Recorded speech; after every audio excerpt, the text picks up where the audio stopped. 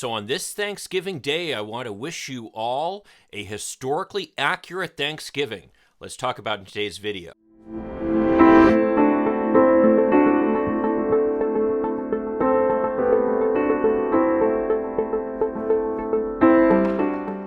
Hi, I'm Mike Greiner. I'm a lifelong Democratic activist who's concerned about the direction our country is taking. If you share my concerns, maybe you could like this video and subscribe to this channel, maybe even click that little bell that will notify you when I post something new. So I'm sure you've read articles detailing how wrong most of our perceptions are about the origins of Thanksgiving.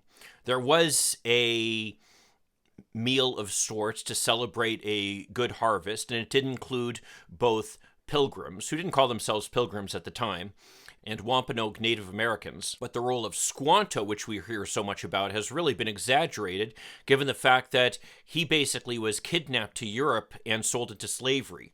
Not such a great thing. And indeed, as many Native American activists have pointed out, the whole history of the relationship between the white settlers from Europe and the native peoples who already lived on this continent is not necessarily something to be celebrating. Nevertheless, in my view, there is actually a historically accurate reason to celebrate Thanksgiving, and it has to do with the original Thanksgiving, the national holiday, which was proclaimed by Abraham Lincoln in 1863. And the reason he declared Thanksgiving for that year was, of course, on July 4th, we had the joint victories at Vicksburg and Gettysburg, where the Union defeated the South. And really, those victories represent the beginning of the end of the Civil War. Truly something to be thankful for. So rather than focusing our attention on giving thanks for the horrors that were about to be unleashed upon North America by the European settlers, let's instead focus on something that really is something to be thankful for, which is the victory of the Union Army, a multi-ethnic, multi-racial Union Army no less, over the rebellion of white slave owners in the South. By the way, that's what the stars and bars represents for anybody who shows it proudly trying to declare their American allegiance. It's a sign of rebellion against the United States purely to protect a white supremacist, racist, slave-owning regime. So in celebration of that, I wanted to read one of my favorite speeches ever given. Abraham Lincoln, of course, is well known for his speeches, and his most famous is the Gettysburg Address, coming after that great victory for the Union. But my favorite speech of his is actually his second inaugural address, which is the other speech that's on the walls of the Lincoln Memorial in Washington. This speech is so valuable to me because it answers the question of how could God allow such a terrible thing to happen to us? And especially in times like this, where everything seems so grim, I think that Abraham Lincoln's words in the middle of a civil war are something worth remembering. So here they are. From March of 1865. At this second appearing to take the oath of the presidential office, there is less occasion for an extended address than there was at the first. Then a statement, somewhat in detail, of a course to be pursued seemed fitting and proper. Now, at the expiration of 4 years, during which public declarations have been constantly called forth on every point and phase of the great contest which still absorbs the attention and engrosses the energies of the nation, little that is new could be presented. The progress of our arms, upon which all else chiefly depends, is as well known to the public as to myself, and it is, I trust, reasonably satisfactory and encouraging to all. With high hope for the future, no prediction in regard to it is ventured. On the occasion corresponding to this 4 years ago, all thoughts were anxiously directed to an impending civil war. All dreaded it, all sought to avert it. While the inaugural address was being delivered from this place, devoted altogether to saving the Union without war, insurgent agents were in the city seeking to destroy it without war, seeking to dissolve the Union, and defied effects by negotiation.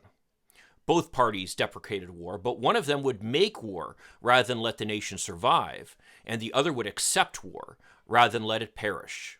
And the war came. 1/8 of the whole population were colored slaves, not distributed generally over the Union, but localized in the southern part of it. These slaves constituted a peculiar and powerful interest. All knew that this interest was, somehow, the cause of the war. To strengthen, perpetuate, and extend this interest was the object for which the insurgents would rend the Union, even by war, while the government claimed no right to do more than to restrict the territorial enlargement of it.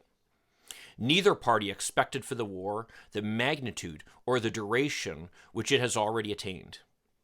Neither anticipated that the cause of the conflict might cease with or even before the conflict itself should cease. Each looked for an easier triumph and a result less fundamental and astounding. Both read the same Bible and pray to the same God, and each invokes his aid against the other. It may seem strange that any men should dare to ask a just God's assistance in wringing their bread from the sweat of others men's faces, but let us judge, not that we might not be judged. The prayers of both could not be answered. That of neither has been answered fully. The Almighty has his own purposes. Woe unto the world because of its offenses, for it must needs be that offenses come. But woe to that man by whom the offense cometh. If we shall suppose that American slavery is one of those offenses which, in the providence of God, must needs come, but which, having continued through his appointed time, he now wills to remove, and that he gives to both North and South this terrible war, as the woe to those by whom the offense came, shall we discern therein any departure from those divine attributes which the believers in a living God always ascribe to him? Fondly do we hope, fervently do we pray, that this mighty scourge of war may speedily pass away.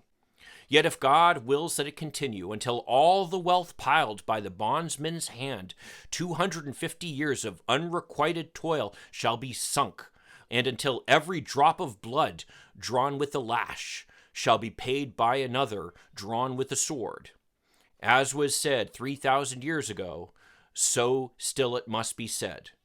The judgments of the Lord are true and righteous altogether. With malice toward none, with charity for all, with firmness in the right, as God gives us to see the right, let us strive on to finish the work we are in, to bind up the nation's wounds, to care for him who shall have borne the battle, and for his widow and his orphan, to do all which may achieve and cherish a just and lasting peace among ourselves and with all nations.